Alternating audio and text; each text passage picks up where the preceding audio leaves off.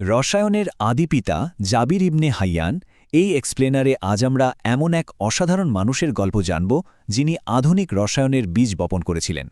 তিনি ছিলেন ঠিক একটা অনুঘটকের মতো, যিনি বিজ্ঞানকে রাতারাতি এক নতুন রূপ দিয়েছিলেন। এই দারুণ যাত্রাটি আমাদের দেখাবে কিভাবে কেবল একজনের অসীম কৌতূহল পুরো বিশ্বের চিন্তাধারাকে চিরতরে বদলে দিতে পারে। পর্ব ১।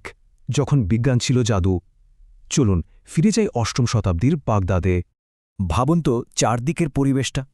মোমবাতির আলোয় আলোকিত গবেষণাগারে বসে মানুষ ধাতুর সাথে ফিসফিস করে কথা বলছে, আর সাধারণ সীসাকে নিখাত সোনায় পরিণত করার স্বপ্ন দেখছে। প্রাচীন অ্যালকেমির এই রহস্যঘেরা জগৎটা আসলে অদ্ভুত ছিল, এমন একটা সময়ে যখন বিজ্ঞান আর জাদুর মধ্যে কোনো পার্থক্যই ছিল না। এখন মজার ব্যাপার হল, অ্যালকেমি শব্দটা শুনলেই সাধারণত আমাদের চোখের সামনে ভেসে ওঠে হ্যারি পটারের মতো কোনো জাদুকর। কিন্তু জাবের ইবনে হাইয়ানের কাছে এটা মোটেই কোনো জাদুমন্ত্র ছিল না, বরং এটা ছিল একটা প্রোটো সায়েন্স বা আদিবিজ্ঞান, পুরোপুরি গুরুগম্ভীর এবং নিয়মতান্ত্রিক একটা গবেষণার বিষয়। পর্ব ২। স্বর্ণযুগের পণ্ডিত। কিভাবে একজন মানুষের চারপাশের পরিবেশ তার চিন্তাধারাকে গড়ে তোলে, এবার আমরা সেই দিকে নজর দেব। সালটা ৭২৩ খ্রিস্টাব্দ। আধুনিক ইরানের তুস শহরে এক ফার্মাসিস্টের ঘরে জন্ম হয় জাবিরের। ছোটবেলা থেকেই হরেক রকম ভেষজ আর ওষুধের মাঝে তার বেড়ে ওঠা। যৌবনে তৎকালীন শ্রেষ্ঠ পণ্ডিত ইমাম জাফর আল সাদিকের কাছে পড়াশোনা শেষে তিনি এসে পৌঁছান বাগদাদের হাউস অফ উইজডম বা দারুল হিকমাতে। ইসলামিক স্বর্ণযুগের সেই দারুণ প্রাণবন্ত পরিবেশে তার ভেতরে জন্ম নিয়েছিল এক আদিম প্রযুক্তি, আর সেটা হল তার অসীম কৌতূহল। পর্ব ৩। বিশৃঙ্খলাকে সুশৃঙ্খল করা। সবচেয়ে গুরুত্বপূর্ণ বিষয়টা হল, জাবির প্রকৃতির এই বিশৃঙ্খলাকে রীতিমতো একটা নিয়মের ছকে বেঁধে ফেলেছিলেন। ভাবা যায় ৩০০-এরও বেশি বই, এটা স্রেফ কোনো সংখ্যা নয়। এই বিশাল সংখ্যাটাই প্রমাণ করে তার কাজের পরিধি কতটা বিস্তৃত ছিল। তিনি এমন সব বৈজ্ঞানিক ধারণা তুলে ধরেছিলেন যা আমাদের এই ভৌত জগৎ সম্পর্কে মানুষের বোঝাপড়াকে পুরোপুরি পাল্টে দিয়েছিল। একজন মানুষের পক্ষে একা হাতে এত বিশাল জ্ঞানভাণ্ডার তৈরি করা আক্ষরিক অর্থেই অভাবনীয়।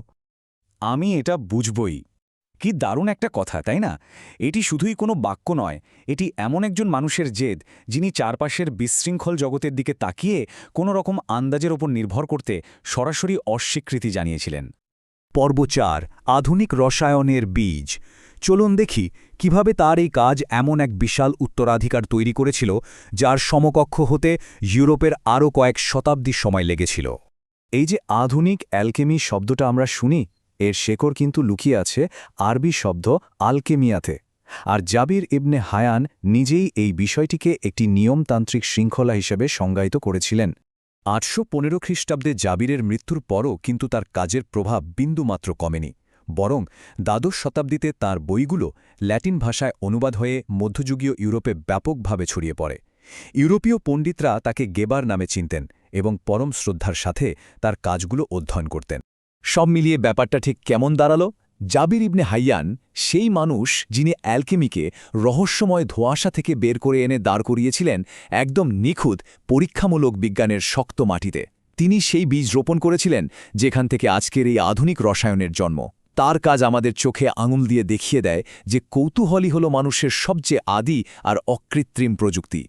একেবারে শেষে এসে একটা কথা ভাবার মতো, যদি কেবল একটুখানি কৌতূহল মধ্যযুগের জাদুকে আজকের আধুনিক রসায়নে বদলে দিতে পারে, তাহলে আগামী দিনে এই কৌতূহল সমসাময়িক আর কোন জাদুর রহস্য উন্মোচন করবে।